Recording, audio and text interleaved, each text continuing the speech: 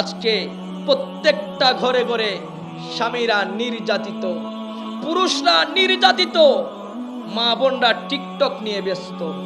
ঈদে মার্কেটিং এর সময় আসছে, দেখবেন অনেক স্ত্রী আছে মার্কেটিং এ বেশ কম হলে হয়তো তুরবাদ না হাইম জাগুই এলে হতে আসে না নাই।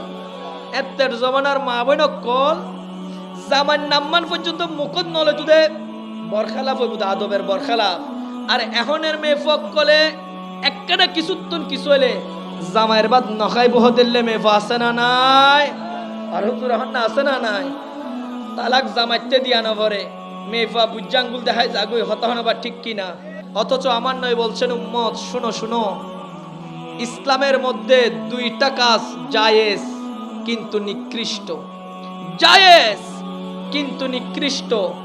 একটা হলো ভিক্ষা করা জায়েজ কিন্তু নিকৃষ্ট, আরেকটা হলো তালাক দেওয়া জায়েজ কিন্তু নিকৃষ্ট। কথা বলেন ঠিক কিনা? যেটা পুরুষ তালাক দন্নার নিকৃষ্ট বলি হর, এটা নারী তালাক দেবে কিয়ামতের আলামত না বাজে, মাত্র না কিয়ামতের আলামত না। আল্লাহ রে বুঝিবার তৌফিক দান করো, আমিন হন। এই ধরনের টিকটকার থেকে রব্বে করিম আমাদের সমাজকে, সমাজের ইয়ং যুবককে হেফাজত করুক, জোরে বলি আমিন।